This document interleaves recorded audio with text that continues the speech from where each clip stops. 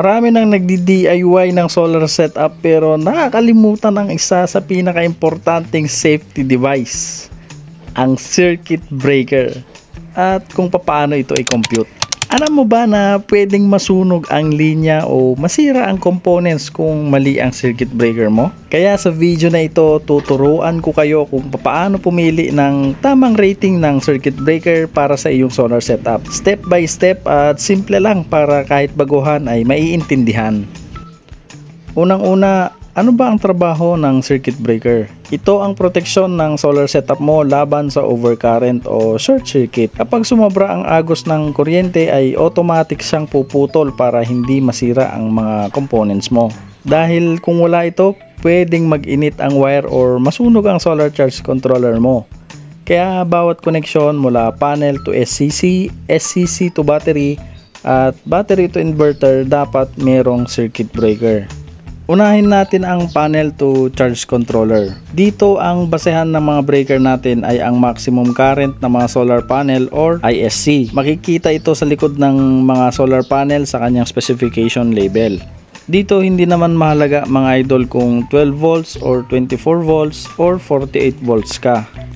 At base sa specification ng panel ay merong 10 ampere ISC na rating per piece. 10 ampere time is 1.25. Pero saan ba galing ang 1.25? Safety margin ito mga idol galing sa PEC or Philippine Electrical Code. Okay, so balik tayo. 10 ampere times 1.25 equals 12.5 ampere. At syempre dahil walang 12.5 na available, proceed na lang kayo sa pinakamalapit or mas mataas sa 12 ampere which is 16 ampere. Isa pang example mga idol, meron kang dalawang 200 watts na solar panel connected naman in parallel. At base sa specification ng panel nito ay merong 10 ampere na ISC na rating per piece. 10 ampere plus 10 ampere equals 20 ampere. So 20 ampere times 1.25 equals 25 ampere na DC breaker ang kailangan nyo. Konting tip lang dito mga idol, laging gumamit ng DC rated na breaker kasi iba ang arc handling nito kaysa sa AC breaker. Ngayon naman sa SCC to battery connection naman tayo. Ang basehan lang naman natin dito ay ang output current ng charge controller. So for example, kung meron kayong SCC or charge controller na 40 ampere ang kanyang rating, multiply lang ulit natin ito sa 1.25 na safety factor. So for example, 40 ampere times 1.25 is equal to 50 ampere na rating ng circuit breaker. Sa battery papuntang inverter naman tayo mga idol. Dito mas mataas ang current kasi mabigat ang load ng inverter. For example, meron kayong 1000 watts or 1 kilowatt na inverter at ang battery nyo ay 12 volts. Ito ang ating computation mga idol. 1000 watts divided by 12 volts is equal to 83.3 ampere. At syempre, maglalagay tayo dyan ng safety factor. So 83.3 ampere times 1.25 is equal to 104 ampere na circuit breaker ang kailangan nyo. Kaya lang wala namang ganyan na circuit breaker. Mas maganda kung pwede kayong gumamit ng 100 ampere to 125 na DC rating na circuit breaker. Kung 24 volt system ka naman, ito naman ang kanyang computation. 1000 watts divided by 24 volts is equal to 41.6 ampere. Time is 1.25 is equal to 52 ampere na circuit breaker. Kung mapapansin nyo mga idol sa dalawang klase ng setup na ito ng solar, 12 volts at saka 24 volts. Sa 12 volts mas mataas na DC breaker ang kailangan nyo kasi mas mababa ang kanyang voltage kumpara sa 24 volts na mas mataas ang voltage. Lagi nating tandaan mga idol na the higher the voltage, the lower the current. Kaya mas efficient ang mas mataas na voltage ng solar setup para mas mababa ang current na dadaloy at hindi masyadong mainit at mas efficient ang solar setup. Okay, so series versus parallel connection naman tayo ng solar panel mga idol. Dito kasi maraming nalilito. Kapag series connection, voltage adds up, current the same. Pag series yon mga idol. Pero kapag parallel naman ang connection nyo, the same ang voltage pero current adds up. Tandaan nyo yung series at saka parallel. Kaya sa breaker computation mga idol, importante kung paano mo ikinabit ang mga solar panels nyo. At kung naka-series, hindi mo kailangan ng sobrang taas na circuit breaker. Pero kung naka-parallel ka naman, tataas kasi ang amperyahe nyo. Kaya mas malaki dapat ang circuit breaker na kailangan nyo.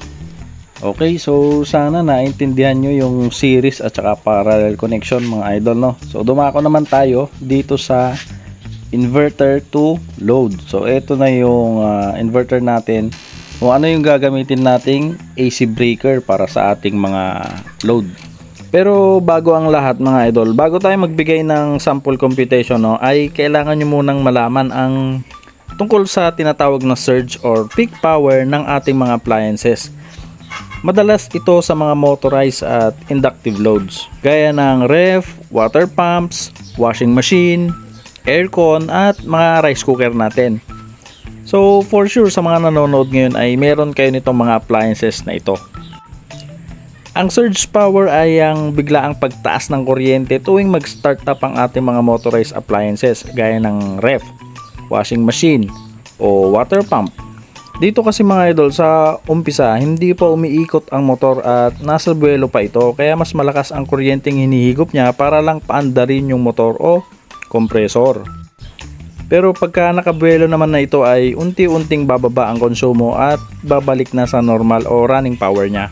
Halimbawa, meron kang ref at base sa label nito ay merong 200 watts lang na normal na konsumo. Pero sa una hanggang 3 segundo ng pagsindi nito mga idol, pwedeng humatak yan ng 1000 watts. Ibig sabihin, 5 beses na mas mataas kesa sa normal na power consumption nito. Ang tawag doon ay surge power. So kahit malihit lang tignan sa label, minsan marami ang nagugulat bakit hindi kaya ng 1000 watts na inverter, lalo na kung hindi true rated ang gamit yung inverter. So sana naiintindihan mga idol. So proceed tayo sa computation. Halimbawa, 230 volts ang linya mo at ang ref mo ay 200 watts. So 200 watts divided by 230 volts is equal to 0.87 ampere ang running current niya. Pero dahil motorized load siya, i-multiply natin siya ng 5 beses para sa surge power. So 0.87 ampere times 5 is equal to 4.35 ampere na surge current. Ngayon naman para makuha mo ang surge power nito, ganito lang. 230 volts times 4.35 ampere is equal to 1000 watts na surge power. Kaya ang ref na may 200 watts na level ay umaabot ng 1000 watts bawat andar ng compressor.